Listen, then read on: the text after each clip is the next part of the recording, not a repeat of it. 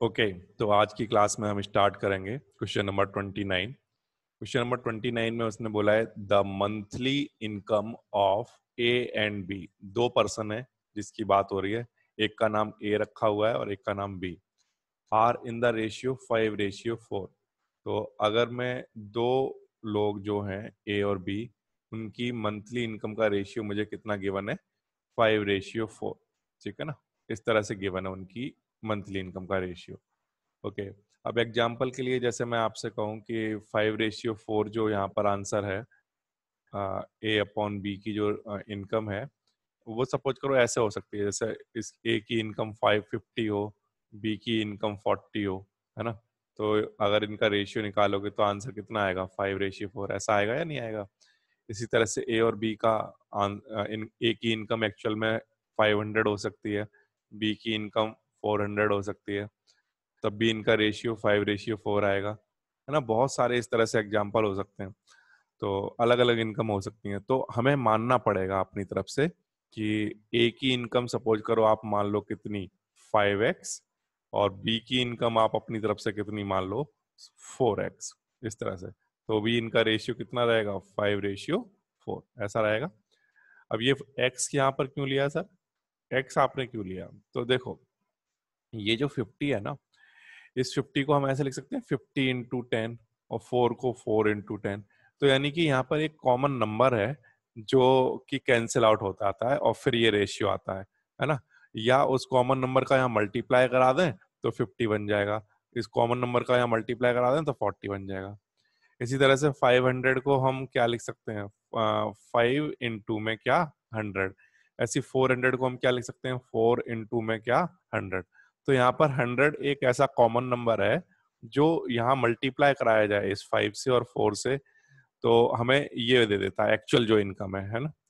और अगर इसको आपस में कैंसिल आउट कर दिया जाए तो जो रेशियो है 5:4 आ जाता है ना इनकम का। तो इसका मतलब ये है कि कभी भी कोई भी एक्चुअल जो इनकम होगी उनकी, एक्चुअल जो इनकम होगी वो 5 multiply by something and 4 multiply by something रहा होगा। तो इसीलिए हमें क्या करना पड़ेगा कि जो ए और बी की इनकम है वो कितनी माननी पड़ेगी, 5x एंड 4x माननी पड़ेगी। ठीक है ना, ये समझ आ रहा है, इस तरह से आप करोगे। तो यही लेकर चलते हैं। सबसे पहला काम हमारा, लीनियर इक्वेशन जब भी हम सॉल्व करते हैं तो क्या होता है, तो लीनियर इक्वेशन सॉल्व करते वक्त जो सबसे पहला काम होता है प्यारे बच्चों, वो होता है लेट करना। और लेट करने के लिए मैं क्या करता हूँ, सबसे पहले तो यहाँ पर लिख लेता हूँ let the monthly income, monthly income of A. ये मंथली इनकम ऑफ ए कितनी मान ली मैंने, 5x। ठीक है, और द मंथली इनकम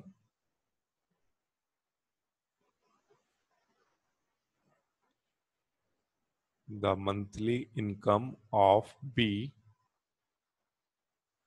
ये मैंने मान ली कितनी, 4x। ठीक है ना, इस तरह से ये। ओके नाउ आगे बढ़ते हैं क्वेश्चन में। Their monthly expenditure are in the ratio 7:5। तो जो उनके खर्चे होते हैं, इनकम तो आपने लिख ली कि इनकम कितनी है, 5x एंड 4x, लेकिन उनके जो खर्चे होते हैं वो भी उन्होंने दिया हुआ है, एक्सपेंडिचर उनका भी बताया हुआ है। तो एक्सपेंडिचर का रेशियो है 7:5। तो ये भी जैसे मंथली इनकम में हमने माना था, इसी तरह से इनको भी देखना पड़ेगा। जैसे 7/5 रेशियो, तो 700/500 भी हो सकता है एक्चुअल उनका, है ना। या अगर हम कोई दूसरा ले लें तो ऐसा भी हो सकता है कि एक का एक्सपेंडिचर 4900 हो, दूसरे का 3500 हो। तो एक्चुअल में तो कुछ भी हो सकता है। इन सब का आंसर आप सॉल्व करोगे तो कितना आएगा, 7/5, है ना। इसको सॉल्व करोगे तो 7/5। तो ये आंसर तो कुछ भी हो सकते हैं, है ना, एक्चुअल में जो आंसर है। तो लेकिन इनमें एक खास बात है कि जैसे 700/500 मान लो एक्सपेंडिचर है उनका, एक्चुअल में 700 ए वाले का और बी वाले का 500। तो इनमें खास बात क्या है कि इन दोनों में 7 × 100, और इसको लिख सकते हैं हम 5 × 100, है ना।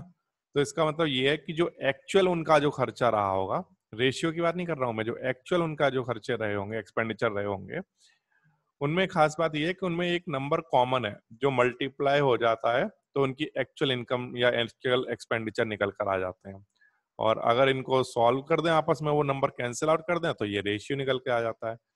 तो अगर उनकी एक्सपेंडिचर का रेशियो 7:5 है, तो एक्चुअल में जो उनके एक्सपेंडिचर रहे होंगे वो क्या रहे होंगे, तो यानी कि 7 इंटू समथिंग रहा होगा। तो 7 इंटू जो समथिंग, जो कॉमन नंबर है दोनों में, है ना, उसको हमने क्या मान लिया अपनी तरफ से, y, है ना। अब देखो y से y आप कैंसिल करोगे तो ये रेशियो बन जाएगा, और अगर 7 इंटू वाई कर दोगे तो उनका एक्चुअल एक्सपेंडिचर निकल कर आ जाएगा। ठीक है ना प्यारे बच्चों, इस तरह से हम करते हैं।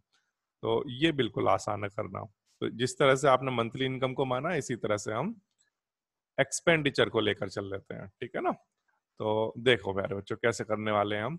सबसे पहला काम हमने कर लिया, मंथली इनकम को लेट कर लिया। अब हम क्या करेंगे, एक्सपेंडिचर को लेट कर लेंगे। लेट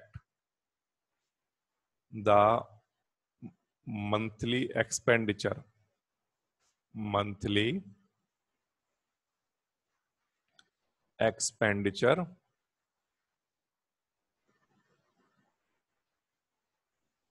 ऑफ ए, ये मैंने अपनी तरफ से मान लिया कितना, 7y, एंड द मंथली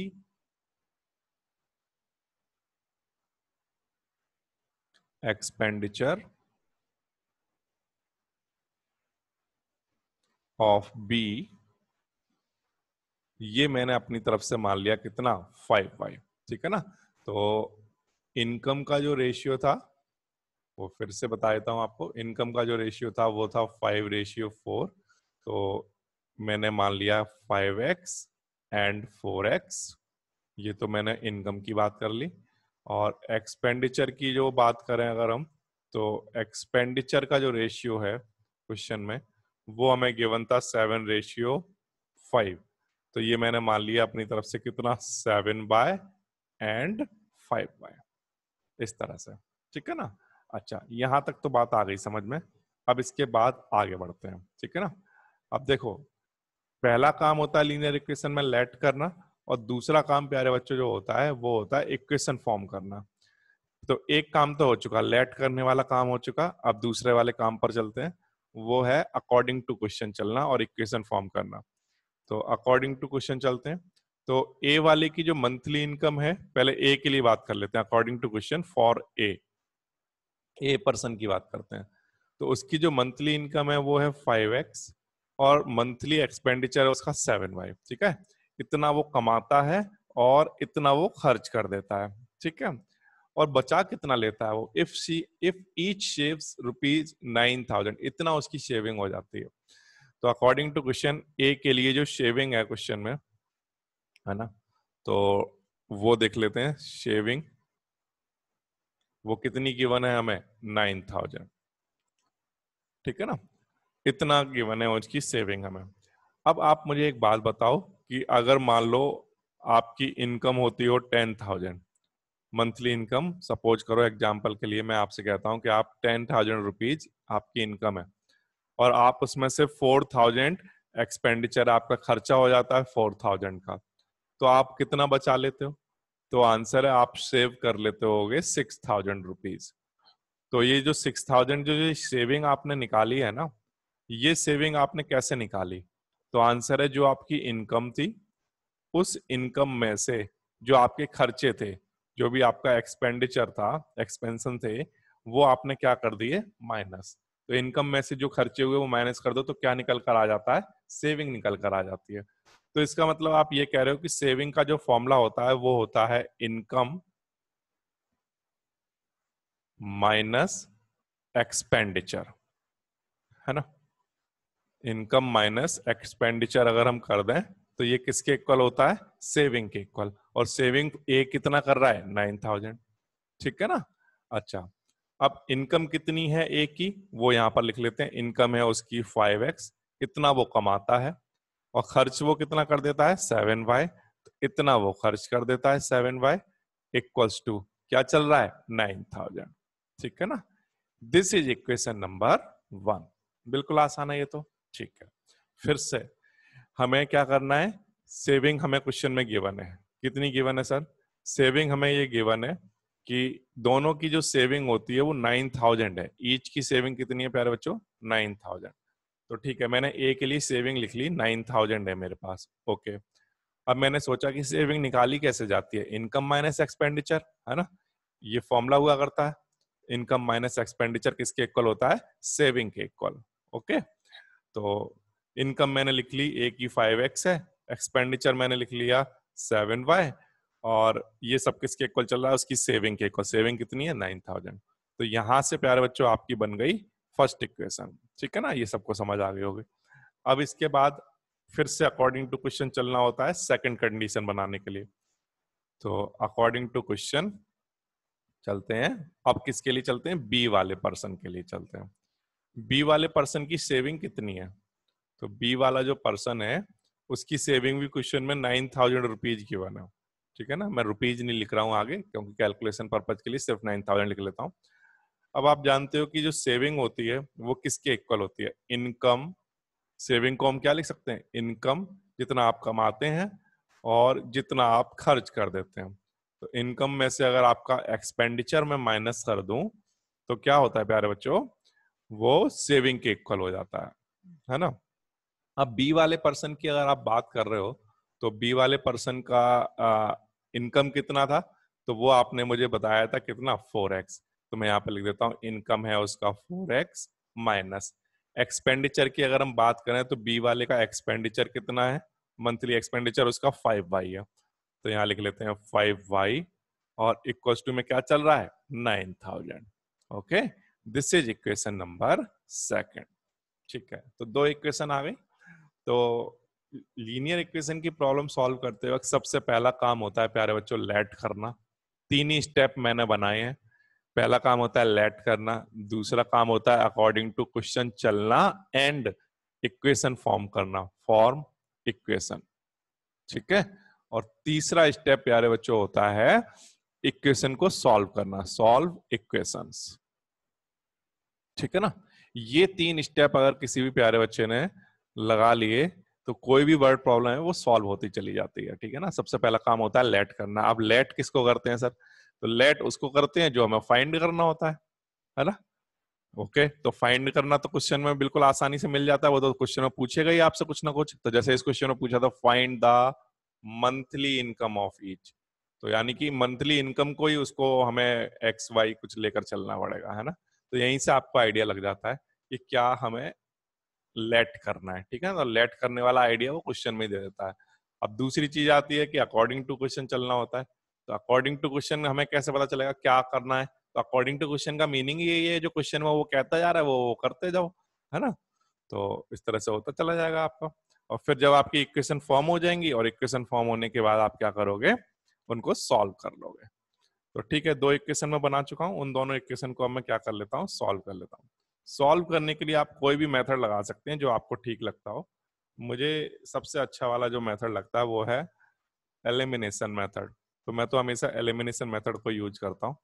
तो जो दो इक्वेशन मेरे पास आ गई हैं उनको मैं लेकर चलने वाला हूँ, और उन दोनों इक्वेशन को एलिमिनेशन मेथड से सॉल्व करूंगा। अब फर्स्ट और सेकंड जो इक्वेशन है मेरे पास, उन दोनों इक्वेशन को आप ध्यान से देख लो और एलिमिनेशन मेथड मेरे साथ लगाते चलो। ठीक है, तो सबसे पहला काम तो ये कि मैं किसी एक कोएफिशिएंट को इक्वल बनाना चाहता हूँ। तो यहाँ पर y का कोएफिशिएंट फर्स्ट इक्वेशन में जो मुझे दिखाई दे रहा है वो कितना दिखाई दे रहा है? 7y। कितना दिखाई दे रहा है? 7y। 7 माइनस 7 दिखाई दे रहा है, और यहाँ पर -5। तो अगर मैं इनको इक्वल बनाना चाहूँ तो इनको बना सकता हूँ इक्वल, और इनको अगर ना बनाना चाहूँ तो एक काम और कर सकता हूँ मैं कि x के कोएफिशिएंट को इक्वल बना सकता हूँ। तो चलो x का कोएफिशिएंट बनाते हैं कि ये थोड़ा छोटा पड़ेगा। तो यहाँ पर लिखते हैं प्यारे बच्चों, फर्स्ट जो इक्वेशन है इसको मल्टीप्लाई कराएंगे 4 से। यहाँ पर 4 से मल्टीप्लाई कराएंगे तो ये 20 बन जाएगा। सेकंड वाली इक्वेशन में 5 से मल्टीप्लाई करा देंगे। सेकंड वाली इक्वेशन को मल्टीप्लाई करा रहे हैं किससे? 5 से। ठीक है ना, ये हम करने वाले हैं। ओके, ये समझ आ रहा है सबको? अच्छा, अब इसके बाद कर लेते हैं सॉल्व, देखो कैसे करेंगे। सबसे पहले फर्स्ट वाली इक्वेशन को मल्टीप्लाई करा रहा हूँ 4 से, तो यहाँ पर कराओ मल्टीप्लाई 4 से, तो कितना बनेगा? 20x minus 7 into 4 28y equals to यहां पर आ जाएगा 36,000। ठीक है, ये आ गई हमारे पास, 4 से मल्टीप्लाई करा दिया इस इक्वेशन को हमने। ठीक है ना, ये सब आसान है, बिल्कुल कोई दिक्कत नहीं है इसमें। अब इसके बाद आगे बढ़ते हैं हम। ठीक है, देखो अब ये जो वाली इक्वेशन है ना, इसको हम मल्टीप्लाई कराएंगे किससे, 5 से। ठीक है, करा दो मल्टीप्लाई, तो देखो क्या बन रहा होगा। 5 4 जा 20x माइनस 5 5 जा 25y इक्वल्स टू 5 इंटू 9 45,000, ऐसा आ जाएगा। और ये सब अब क्योंकि x के जो कॉफिशिएंट हैं वो सेम साइन वाले हैं, इसलिए हमें क्या करना पड़ेगा, इनको माइनस। तो यहाँ माइनस, ये प्लस और ये माइनस, ये कैंसिल आउट हो गया। अब 25 माइनस का 28 है और प्लस का 25 है, तो यहाँ पर बचेगा माइनस का 3y। इधर माइनस 45 है और प्लस का 3600 है, तो कितना बचेगा हमारे पास, तो ये हमारे पास आ जाएगा माइनस का कितना, 9000। ठीक है, अब y इक्वल्स टू माइनस से माइनस कैंसिल, 3 से 9000 को डिवाइड करा दोगे तो y का आंसर कितना आ जाएगा प्यारे बच्चों, 3000। ठीक है, ये हमारे पास y की वैल्यू आई। अब ये y की वैल्यू उठाकर किसी एक इक्वेशन में पुट कर देंगे, तो यहाँ पर लिखेंगे फ्रॉम फर्स्ट इक्वेशन मेरे पास क्या है, 5x minus 7y equals to 9000, इस तरह से है। तो 5x ऐसे ही ठीक है, माइनस 7 इंटू वाई कितना 3000, y कितना है 3000 इक्वल्स टू क्या 9000, ऐसा चल रहा है। तो 5x माइनस 21,000 इक्वल्स टू क्या चल रहा है 9000। ठीक है, अब 5x ऐसे ही ठीक है, ये 21,000 इधर आएगा तो प्लस का हो जाएगा, है ना, तो यही करते हैं। 5x इक्वल्स टू 21,000 इधर आकर प्लस का हो गया, और वहां पर पहले से क्या चल रहा था 9000। ठीक है ना, अब 5x इक्वल्स टू ये कितना हो जाएगा 30,000। ठीक है प्यारे बच्चों, ये 30,000 हो जाएगा। अब 30,000 जब ये हो जाएगा तो इसको 5 से डिवाइड कराओगे तो हमारे पास x का आंसर आ जाएगा कितना 6,000। ठीक है ना, ये हमारे पास x का आंसर आ गया। अब क्वेश्चन में उसने पूछा क्या था प्यारे बच्चों आपसे, क्वेश्चन में उसने पूछा था find the monthly income of each, ये हमें निकालना था। ठीक है ना, तो मंथली इनकम हमने क्या मानी थी क्वेश्चन में 5x, और दूसरी चीज क्या थी हमारे पास 4x, है ना, मंथली इनकम ये थी दोनों की। तो ठीक है, हम मंथली इनकम निकाल देते हैं। तो मंथली इनकम निकालने के लिए हम यहाँ पर लिखेंगे मंथली इनकम ऑफ ए, ये थी 5x। ठीक है, तो 5 इंटू एक्स की वैल्यू कितनी आई है 6,000, तो यहाँ लिख लो। तो कितनी रुपीज हो जाएगी प्यारे बच्चों, ये बन जाएगी, इसकी मंथली इनकम रही होगी 30,000 रुपीज।